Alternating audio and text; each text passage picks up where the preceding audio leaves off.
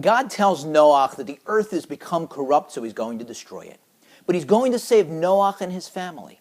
So he instructs Noach to build a gigantic ark to save his family and the animals. And then God repeats that he's going to destroy all humanity. The dialogue ends with the Torah telling us that Noach did exactly what God commanded him to do, which sounds like high praise. Or is it? Let's put it in context. First, let's go backwards to last week's Torah portion. In Bereshis, Cain kills his brother, and then God confronts him, and Cain defends himself famously and notoriously by saying, "Am I my brother's keeper?" There are those who say that the entire rest of the Torah is meant to answer that question. Yes, you are. Now let's fast forward a little bit to a scene we're going to see soon in the Torah. God tells Avraham, that the people of Sodom and the neighboring cities have become corrupt, and so God's going to destroy them all. Avraham immediately starts lawyering. God, are you going to destroy the righteous along with the wicked? Suppose I find 50 righteous people. God says, all right, if you find 50, I won't destroy them. Avraham says, what if there's only one missing from each city? How about 45? God says, all right, 45. Avraham says, how about 40? Can we do 40? God says, all right, Abraham, 40. Avraham says, look, I don't want to wear out my welcome, but how about 30? God says, okay, 30.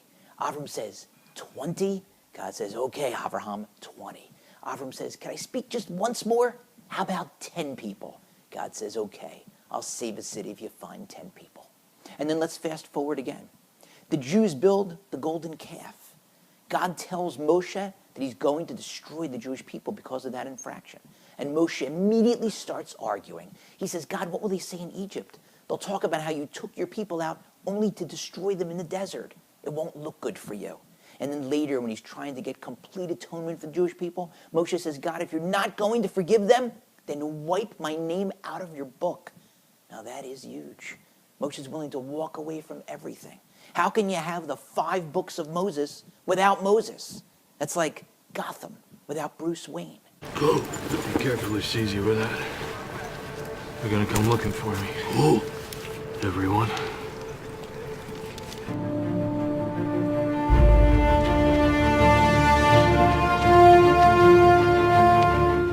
Now let's go back to our story. Noach is told by God twice that he's going to destroy the entire world. And we don't have a single peep recorded from Noach's mouth. Instead, Noach does exactly what God told him, building the ark. The sages tell us that he built that ark for 120 years. Why? To give people the chance to repent. But maybe it was also to give Noach the chance to argue. Maybe if Noach had lawyered it up like Avraham and said, God, can I bring 50 people with me on the ark? How about 45, 40, 30, 20, 10? Maybe he would have been able to save some people. Or maybe if, like Moshe, he had said, no, God, I'm not building the ark unless you let me take some people with me. Maybe he would have been able to save some of his fellow humankind. But instead, he doesn't even make the attempt. And so he's got to hear and suffer the screams of humanity in his ears. Screams that he may have heard for the rest of his life. There must be something we can do. We can drag ropes. There is no room for them.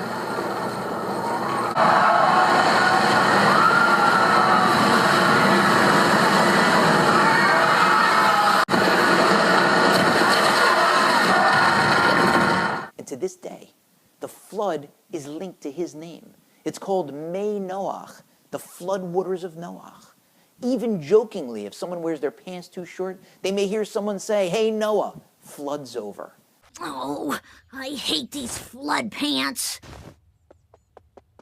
Hey, they're working. My feet are soaked, but my cups are bone dry. It bears his name to teach us that if you have the opportunity to try to help someone, to help your brother, and you don't, you bear some responsibility. And who knows, maybe God sent that person to you because you were the key to helping him out.